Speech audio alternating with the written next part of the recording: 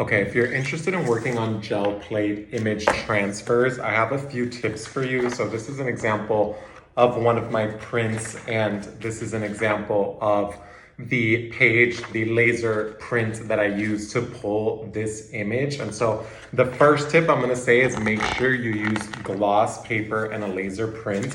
When I first started, I used just regular print paper and it didn't work and it was kind of frustrating.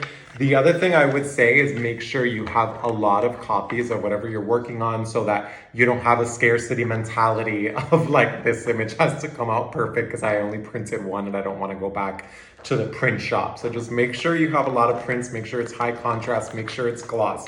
The second thing, once you pull this from the first sort of gel transfer, let that layer dry for at least 30 minutes to an hour before you start adding your colors and your background to the original image transfer. And then once you've completed the process and you have this, face down your final page to pull the image from the gel plate, definitely weight it down and wait at least 3 hours. If you wait less than 3 hours and you pull it off, you'll see here, this is an example of what happens. Whatever part is still wet or didn't adhere to the page is just gonna stay on your gel plate. So you wanna avoid that. I've found that 2 hours or less, you're gonna lose some of the original transfer. So just make sure you have a little bit of patience, but I would say this is a great process, especially if you do a lot of iPhone photography and you want to sort of like share, your images and stuff like that. It's a great way to be able to also